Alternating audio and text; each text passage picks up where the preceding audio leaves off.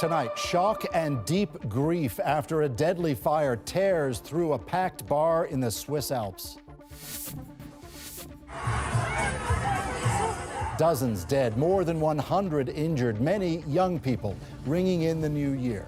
What witnesses say may have sparked the inferno.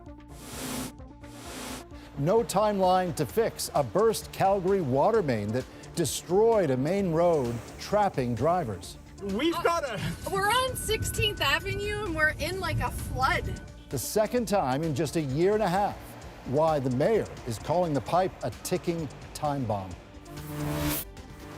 New warnings about sugar, fat, and sodium now required for packaged foods. We'd like it more highlighted, I would say. What some companies are doing to avoid getting labeled.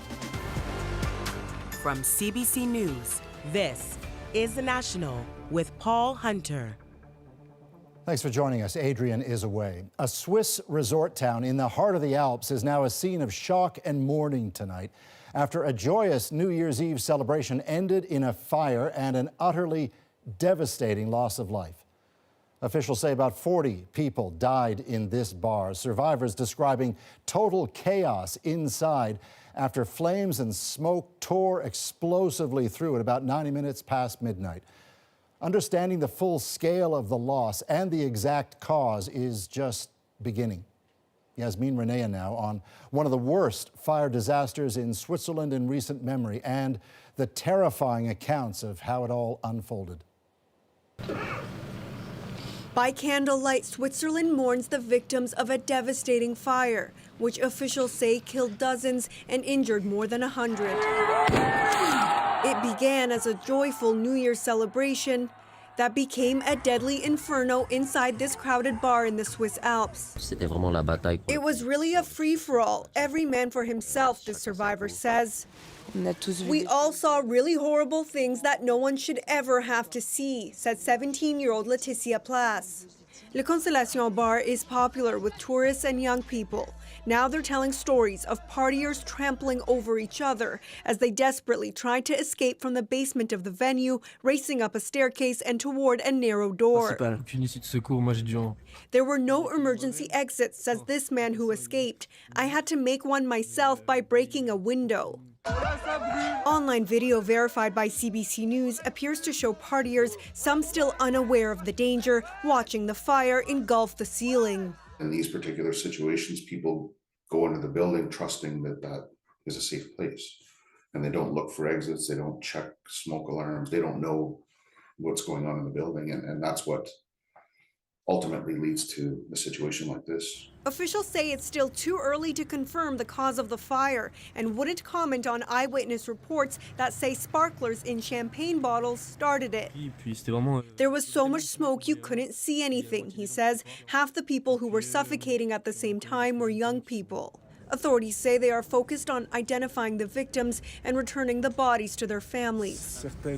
Some still do not know whether their children have died. The president of Switzerland says some are in the hospital in difficult conditions. The country will observe 5 days of mourning as investigators work to determine the cause of the fire and so many deaths.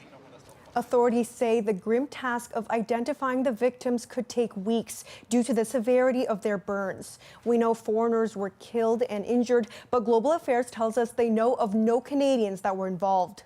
And Yasmin, officials are also trying to deal with the number of injuries. That's right. They say the number of people who suffered severe burns far exceeds the capacity of Switzerland's burn units and National Disaster Center, which is why some patients have been evacuated to France, Italy, and Germany. Yasmin Renea, thank you. Calgary residents are being asked to save water tonight after a major water main burst for the second time in a year and a half. Some areas also remain under a boil water advisory. Aaron Collins shows us the damage and how the city is now scrambling to fix a recurring problem. It was a harrowing end to 2025 for this Calgary couple. We're on 16th Avenue and we're in like a flood. Stuck in their vehicle, trapped by water from a broken water main, calling their son for help. Got a FaceTime call from my dad like 8 p.m. and he said, "It's emergency, emergency," and him and my mom are both standing on the roof of our truck down there. First responders working in the dark to rescue 13 people from 8 vehicles. We were just like stranded there for about an hour and then had to wait for the fire trucks.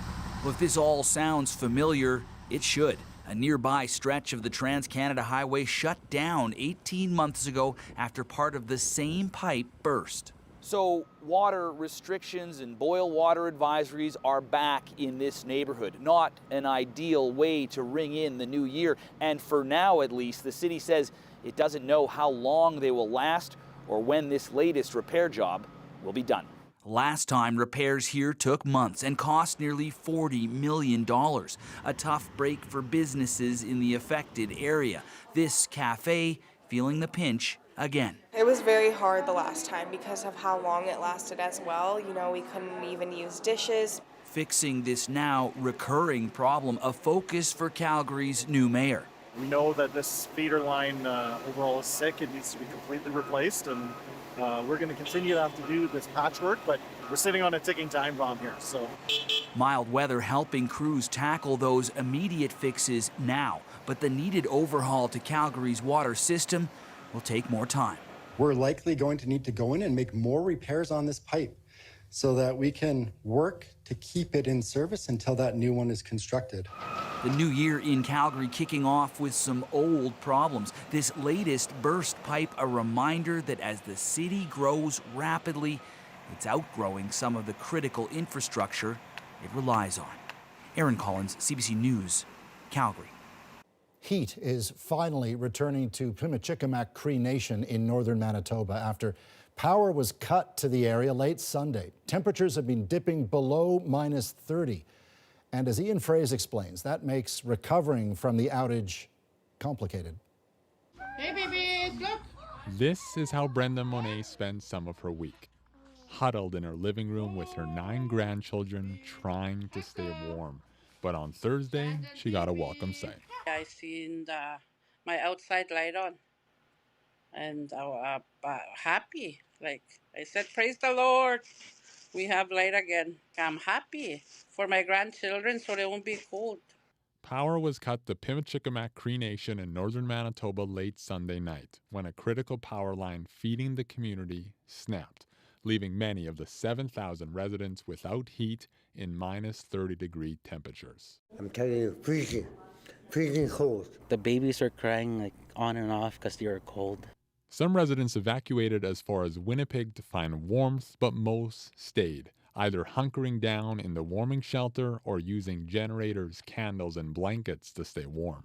And had my, whatever I have on, even my shoes, my mitts, my hat, I had to sleep with them. It took days for hydro crews to fix the power line.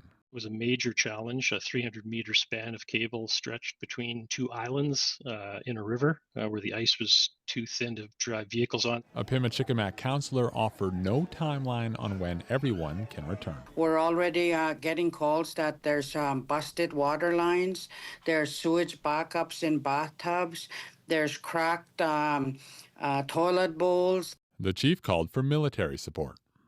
It's another blow for a community that was evacuated for a month this summer because of wildfires. But residents say they're resilient. We are survivors, eh? If anything comes our way, we help each other. As for this evacuation, while the electricity is returning, the evacuees remain far from home. Ian Fraze, CBC News, Winnipeg. After 5 days, the anti-government protests in Iran continue to escalate, and so does the crackdown, with authorities reporting at least 3 deaths.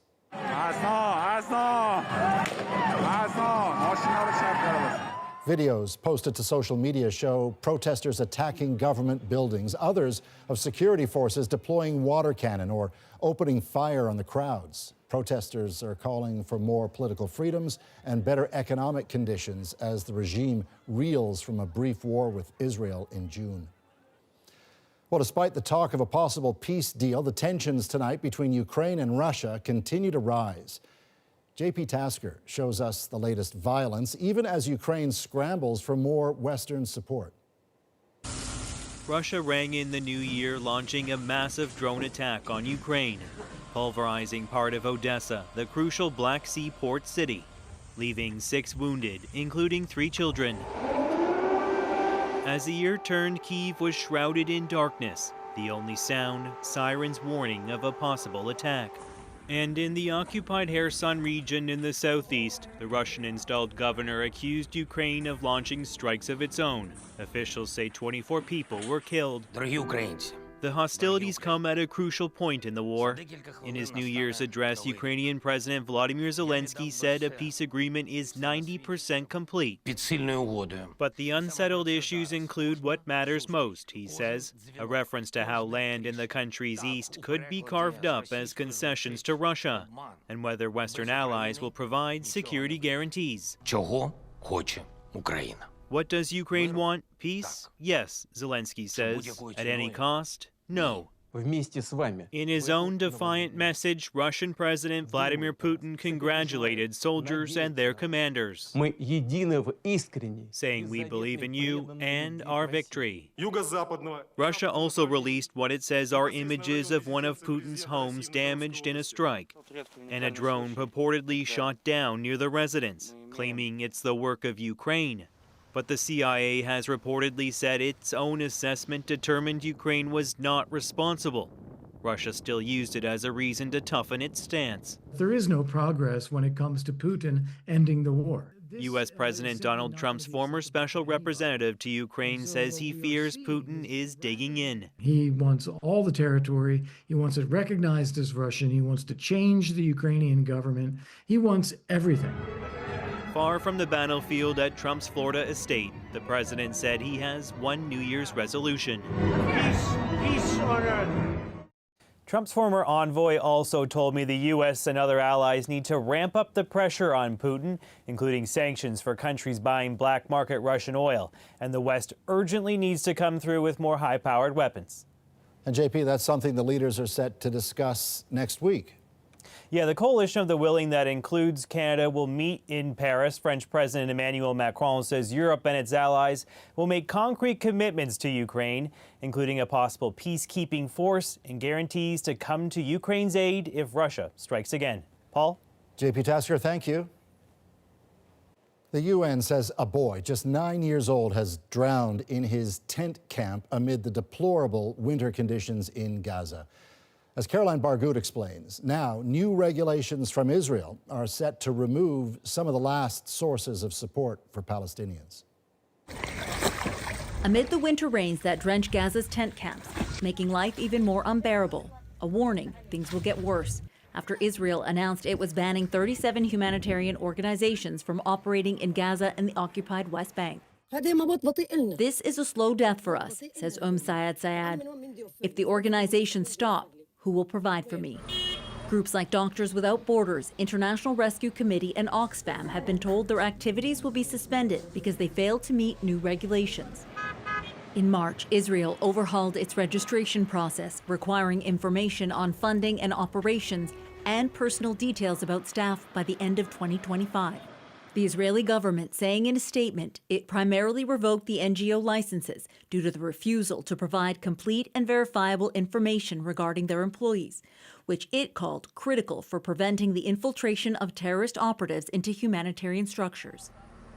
Israel said the regulations were necessary, accusing Doctors Without Borders of employing 2 members of terrorist groups, an allegation the organization denied. This is not about paperwork or compliance gaps. Impacted NGOs say they are afraid to hand over personal information about their staff to Israel. There's no trust. They bombed our convoys. They bombed our premises. They bombed our partners while they were going and carrying out life-saving work. At least 575 aid workers have been killed in Gaza since the start of the war in 2023, according to the UN. It called the ban outrageous. Canada joined 9 other countries arguing that any attempt to stem the aid group's ability to operate is unacceptable. Without them, it will be impossible to meet all urgent needs at the scale required. Israel is giving the 37 aid groups 60 days to wind down their operations and says they must cease their work in Gaza and the West Bank by March 1st, at which point they will no longer be permitted to deliver humanitarian aid to Palestinians in need. Caroline Bargout, CBC News, London.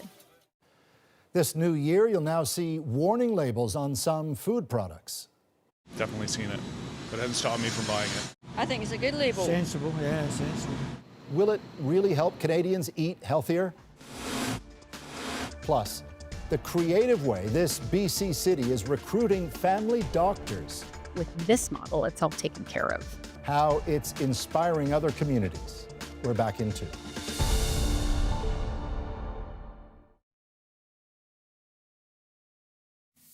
So help me God. So help me God. Zoran Mamdani was sworn in today as the mayor of New York City. Mamdani is the city's first Muslim mayor at age 34. He's also the youngest person in the role in more than a century. He ran on promises of creating a universal childcare program, freezing rent, and making city buses free. City Hall will deliver an agenda of safety, affordability, and abundance, where government looks and lives like the people it represents. Mamdani was officially sworn in during a private ceremony just after midnight inside a historic subway station in Manhattan. The new year means Health Canada's new food label rules are now in effect. You may have already spotted them on the front of some packages, warning that foods are high in sodium, saturated fat, or sugar. Kayla Hounsell with how that's already shifting some industry plans. We've all been there. You're reaching for the junk food. You're thinking maybe you shouldn't have it. And now there's a reminder right on the front of the package. Definitely seen it, but it hasn't stopped me from buying it.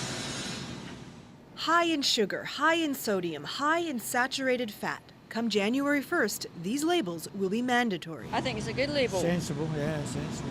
Health Canada announced the requirement 3.5 years ago. This food policy expert says it's good policy and the industry has had time to get ready. But he thinks the labels should be more visible. I've heard many times that people didn't even notice the logo until they got home. And 2, many of them didn't know what it meant. Generally, the new labels have to be on pre-packaged foods that contain more than 15% of the suggested daily value for sugar, fat, and sodium. But if you want to know exactly how much of those things is in the product, you still have to flip to the back for the detailed nutrition label. We'd like it more highlighted, I would say. The idea is to help Canadians eat healthier at a glance and hopefully avoid conditions such as cardiovascular disease and type 2 diabetes. But there may be another benefit. Some companies are already changing their actual products to avoid getting labeled. I met a company last week, a snacking company. And from now on, their policy is that if they're looking at launching a new product and that product has to have a front of package label, they're not launching it. This dietitian cautions the labels could cause stigma. The foods that these labels are going to be on are ones that are often chosen due to their lower price or their high accessibility. And some people have less control and power over that. But she says studies show these kinds of labels do work over time. Kayla Hounsell, CBC News, Halifax. The next chapter for a beloved Canadian children's author. This is really my last hurrah. Now living with dementia and Parkinson's, Robert Munsch is looking back at his colorful career. Ta-da! And how his legacy will live on. That interview next.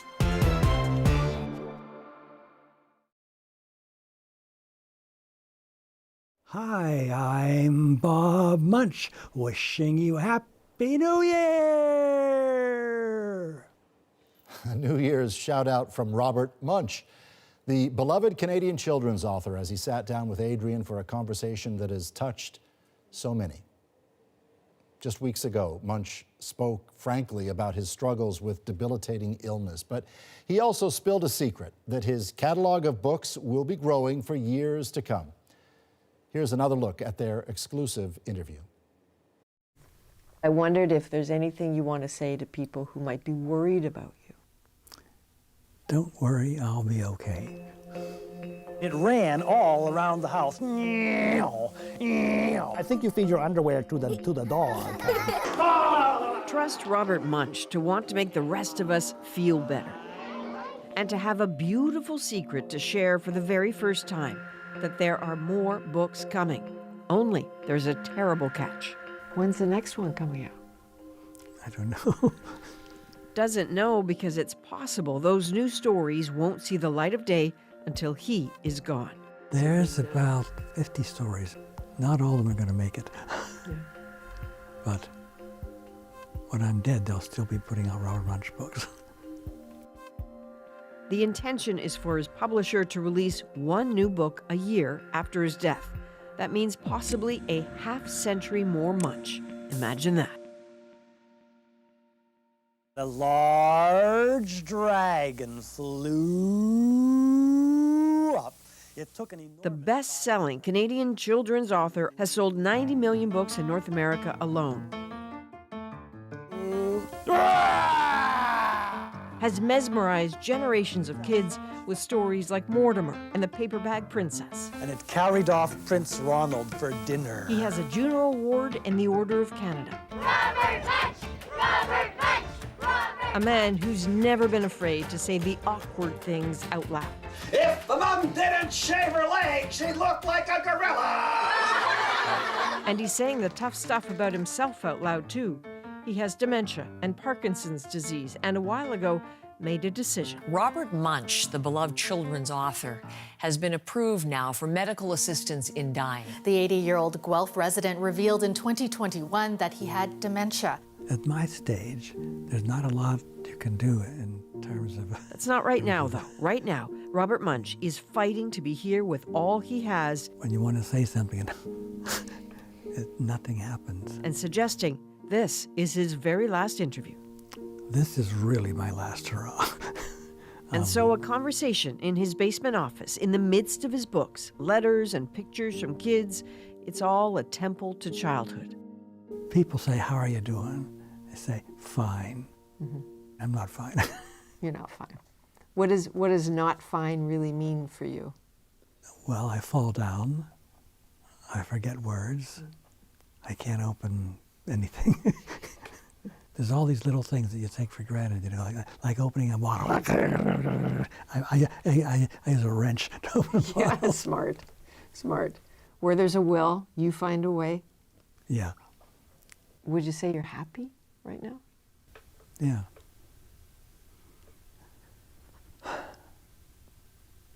I had a fall this morning, trying to get things out of the hall into the other room. My watch went crazy, and my and I don't like that. I'm sorry you had that. Is it frightening when that happens? Yeah. Okay, we're doing a Sunday Costco run. Who's here? Everybody. Everybody. You made us laugh the other day in a social media post. I can't remember which daughter it was of yours who posted it. She was saying, he's fine, my dad's fine. Who's that back there? Papa! And guess what? Papa's alive! Our Papa is alive and well, and we're going to Costco. We're going shopping, and then you said, for a coffin. And a coffin, right. My dad says he's getting a coffin. Mommy, at Costco. Which was a little dark, but very funny. You're not afraid of being a little dark sometimes, eh? A little dark, yes. No. I'm alive.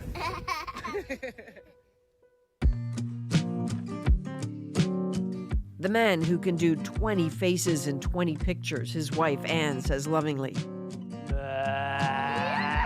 Those wild expressions, all part of how he has told and finessed his stories over decades. Ta-da! What's it like to know you can make kids laugh the way you do? What does that feel like? Well, when I tell a story, when the kids laugh, it means they're involved. Mm-hmm. They like it. If they don't laugh, I'm worried. I bet. Can I play you something? Sure. This is how I always have you in my mind. I think how we all do. They put him in this is my favorite. This snowsuit had 10 pieces of Velcro, 5 buckles, 5 snaps, and 17 laces. Took them half an hour to get him into the snowsuit. He walks out back, he throws the snowball, then he says, "I have to go pee." Do the kids always laugh when you talk about pee? Yes. And same with the fart monster? Yeah, they know that pee and fart are, in a sense, naughty words. That makes it especially funny when I use them. I'm an adult. An adult is not supposed to say, "I have to go pee." I understand that you used to travel and stay with kids and their families. Why was that important to you? I was running out of money, and I found out families are full of stories. Right. They're just dripping with them. And I never made up a story in a Holiday Inn. On tour, to stay with kids and their parents, to watch how they interact with each other, how they talk around dinner tables. That's where he found the stories live, inspiring the sorts of tales like I'm So Embarrassed, about two kids mortified by their moms at the mall. Andrew and Taylor J. This Andrew and this Taylor J. Hi, Robert. My name is Andrew Livingston. I was part of the inspiration for the book I'm So Embarrassed. I still remember the first time we met. My mom was so thrilled she rushed right up to you and gave you the biggest hug. And there I was, embarrassed in that moment. That memory sparked the inspiration for this story, and it still makes me smile today. Hi, Robert. My name is Taylor J. Gordon. I was 11 when you stayed with my family while you were visiting my school, and I thought, what a once-in-a-lifetime opportunity to meet the Robert Munsch. The impact that you had on my life cannot be overstated because I get to tell stories for a living now, and I get to trace it all back to you. So I am thankful every single day that I got to be in your orbit. How nice is that to know that you made a difference for these people? How important was it for you to workshop the stories with them? Did your stories change constantly depending on how the kids reacted? No, they pretty much kept the original version. But I've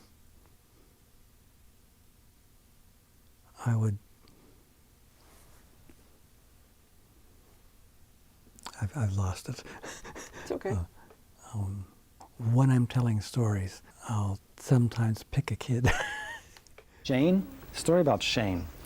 One day, Shane's mother... Because they're going nuts. And tell it for them. Of all his stories, there's one he's likely best known for. Love you forever. When we come back, the lasting love for Love You Forever.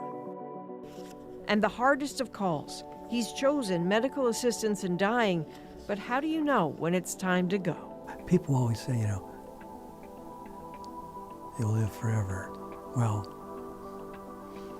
nobody lives forever. You're not afraid, are you?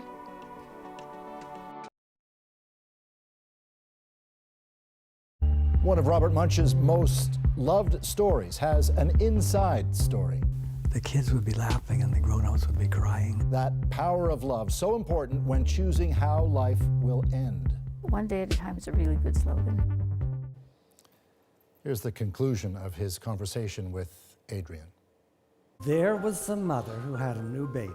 If you had to choose just one Robert Munsch book to tell the story of his grip on hearts worldwide, it would have to be Love You Forever. Back and forth, back and forth. A tale that came to him from a song he used to sing after he and Anne had two stillborn babies. Here's how he explained it back in 1994. The song went like this. I'll love you forever, I'll like you for always, as long as I'm living, my baby you'll be. And it was something we used in our own family to deal with losing these two kids. And it gradually grew and grew, and it surely did, the book eventually topping the New York Times children's bestseller list. My publisher sent me a fax of the list in the New York Times, and I gave this big scream down in the basement at my fax machine. Everybody thought I had a heart attack down here or something. To see this at the top of the bestseller list, do you remember what that day was like? Good Night Moon had been on the best for years and years, and this book they never heard of popped up. And that was very, very satisfying to me. I bet. This story about a mother who dearly loves and carries her child only to grow old until it's her son cradling her just cemented itself in the culture. My favorite of that is Love You Forever. Isn't that a sweetest story? They're all great. Yeah. Sold 38 million copies worldwide, still sells. Love You Forever by Robert Munsch. check out this episode of Friends. I'll love you forever. I'll like you for always. As long as I'm living, my baby you'll be. Wow! That was amazing. I was not ready for this today. When I told it, the kids would be laughing and the grown-ups would be crying. And that made it special. All his books still sell around the world, translated into 50 languages, some made into tiny tales perfect for little kids to hold on to. They're all stacked in the basement. These little books. Yes. His wife Anne says that whenever they go shopping, he puts a bunch of them in his pocket. He likes to give one of these to the parent and say, would you like a book? And usually they say, oh, yes, that's very nice, thank you. And they look at it, oh, no, it's a Robert Munsch book. And then they look at him, and he's much older than the picture now. And they say, oh, you're Robert Munsch. Hard to imagine a better friend and partner for Robert Munsch than Anne. What the rest of the world has always loved about him, his outspokenness, has sometimes been a bit bracing at home. Consider this moment from a 2008 interview. I'm kind of a mix of obsessive-compulsive, manic-depressive, para-schizophrenic. My shrink says I got all sorts of stuff. He went further over a decade ago, talking about an alcohol and cocaine addiction. He spoke to Global News about it then. When I was drinking, I would sometimes drink too much and do stupid things. And one of the stupid things I did was use cocaine. That was awkward for me. I was less ready to be open about that. Yeah. It was a surprise. It was not a plan. That openness and willingness to be who you are is something Bob's always been good at. The most recent reveal was the stark one in the New York Times in September, that he had indeed been approved for medical assistance in dying. Both of us feel that that's a choice that is valid and legitimate, and he's decided that's what he wants to do when the time comes. And fortunately for both of us, maybe especially me, that's a long ways away. And one day at a time is a really good slogan. 53 years of marriage. One of both love and friendship. What's the best part of this life you two have? Oh, that we still like each other. That we do have jokes, that we tolerate each other. We can be together or we can do things separately, and you know, we can still have fun. Your stories are going to live forever. Is that a good feeling or a strange feeling? It's a good feeling. People always say, you know, you'll live forever. Well, nobody lives forever. You're not afraid, are you? No. I'm an atheist.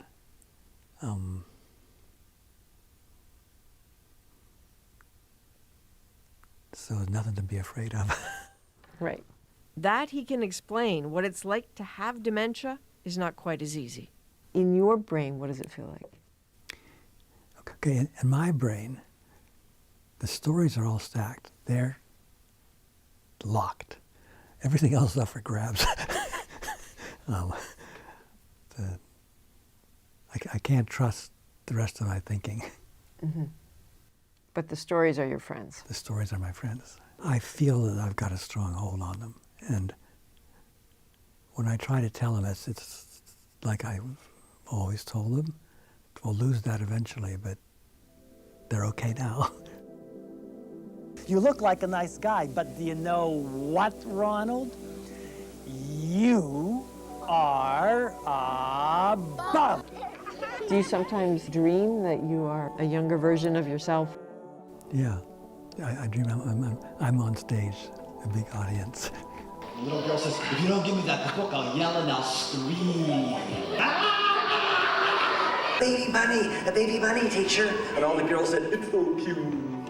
Is that a good place for you to be? Yes. When things are bad, that's the place I retreat to. Surrounded by kids. Yeah. He whapped it in his hand. Whap, whap. Sprinkled it with sugar. Really nice to meet you. Thank you Really appreciate it. What a fine human. Let's go now to the Vancouver Island community of Colwood.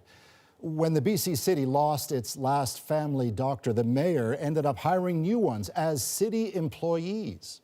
Christine Birak shows us once again how a bold idea is generating keen interest.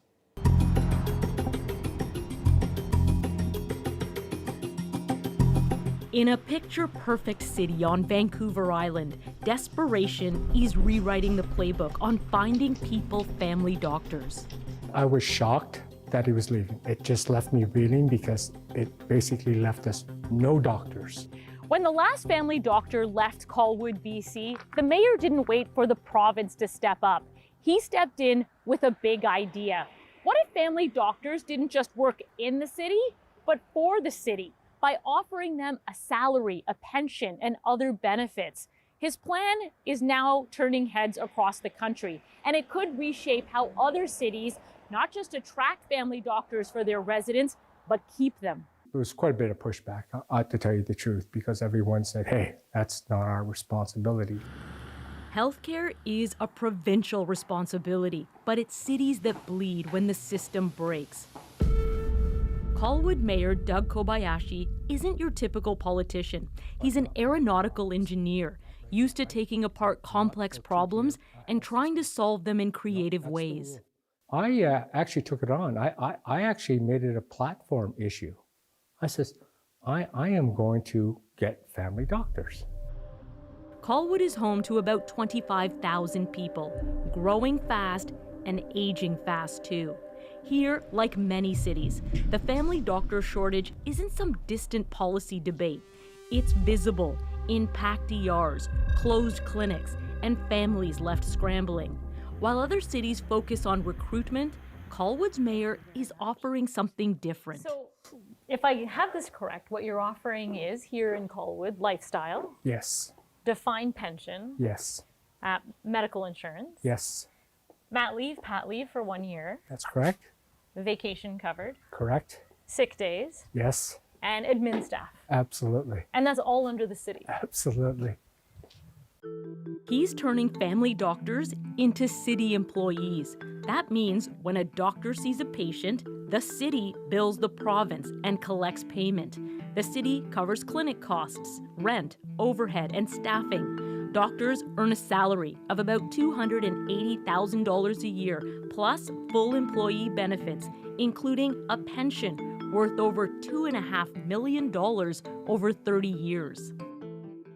This is the result. The Colwood Clinic opened in February with the goal of housing 8 family doctors. 3 have signed contracts so far from the US, Europe, and 1 from Ontario, whom we're about to meet. She read about Colwood's plan and moved. Dr. Stiller? Hi. Christine Birak, CBC. Nice to meet you, Christine. Welcome to the clinic. Yeah. Dr. Cassandra Stiller trained as a family doctor, but didn't have a family practice in Ontario. She worked at a walk-in style clinic, took on sports medicine patients while tracking and paying related expenses. With this model, it's all taken care of. Basically, show up to work, your patients are ready to see you. With a young family, she won't miss working evenings and weekends, but she's also no longer her own boss. So that is definitely something I've given up. But in exchange, I get my taxes deducted from my paycheck. I get a paycheck every 2 weeks, and there you go, which is nice because then you can kind of have a bit of financial planning and stability in your life.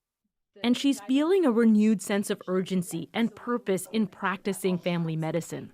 So I'm seeing people who haven't seen a doctor in 10, 15 years, and they're presenting to me kind of for their first appointment, and we're either diagnosing potentially a new diagnosis of high blood pressure, hypertension, discovering a new breast cancer. So it's been a bit of an emotional roller coaster as you feel for these people. I've been doing so much better the last couple weeks. Patients like Sheila Eldridge couldn't be more grateful for her care.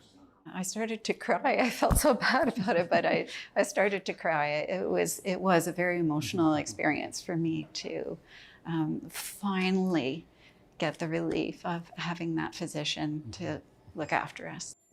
The clinic is expecting 2 more doctors in the coming months, each caring for about 1,250 patients. The city leases the space from the pharmacy next door, keeping costs low. And Colwood's plan has been making headlines as doctors move here and others are considering similar clinics. After initial skepticism and problems with payment systems, BC's Ministry of Health says it's encouraged to see people in communities stepping up with ideas and solutions to help. And Mayor Kobayashi is getting calls from across British Columbia, along with communities in Alberta and Ontario. Other cities are now turning to Colwood for inspiration on how to attract family doctors. Now we're in Orillia, Ontario, where the mayor is aiming to connect 12,000 residents with a family doctor by the end of this year, and he's making progress. So let's go find out how he's doing it and how it's going so far. We're meeting Orillia's mayor, Don McIsaac. Mayor McIsaac? Hey, good morning, Christine. Welcome to Sunshine City. He wants to recruit 8 family doctors for his city. I think Colwood nailed it. We embraced them. We thought, hey, this is great. Why not here? Why not? Orillia is a city of 34,000 residents. About 1 in 3 don't have a doctor. The city has the space to open its own clinic, but unlike Colwood, it doesn't have a partner to help pay upfront costs. One reason why not is it cost $1.5 million to put the clinic on the second floor of the city building. We haven't given up on that idea, and we're still looking for alternatives in terms of how to get there. Meantime, their efforts are concentrating on doctor recruitment, which has brought them 1 family doctor so far. But the question is, should cities be doing all of this? Stephen Lewis teaches health policy at Simon Fraser University. They're saying, well, we're not waiting for the problem to be solved universally. We will solve it locally. Lewis says while Colwood can afford a clinic, other cities can't. I would be going back to the province and saying, wait a minute, who's responsible for this anyway? And we are only doing this because you didn't do your job. Do you have a family doctor, or how long have you been waiting? No, I don't have any family doctor. I've been on waiting list for more than 5 years. At this busy bakery in Colwood, many say the city's new clinic is a step in the right direction, especially for those like Tita Suarez. Every time I need to book an appointment, I need to either phone the walk-in clinic, or if that's urgent, I need to go to the emergency room. I think it's an awesome idea. I think it's a great idea. I think it's everybody would love to have a doctor nearby. That's about it. Right? Yeah. Colwood's goal is to connect 10,000 residents with family doctors within 5 years. And what would you say has been the biggest hurdle so far? You know, it's a change in philosophy, because this is something that a city, a municipality would not normally do. Sometimes the hardest part isn't policy, it's mindset. And when health depends on consistent, accessible, ongoing care, the old playbook isn't enough, because people's lives depend on it. We're counting down the most popular moments of the year. Tonight's is about a wild discovery. These are giants. They can weigh 300 kilograms. A surprising prey in our moment next.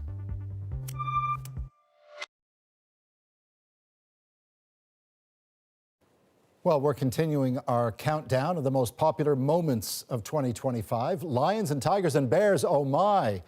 No lions tonight, but there are tigers and bears. And the big discovery of which animal does the hunting is tonight's moment.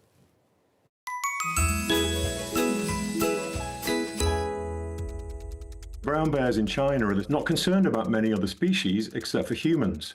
But now what is emerging is that they are concerned about a second species, and that is the Siberian tiger.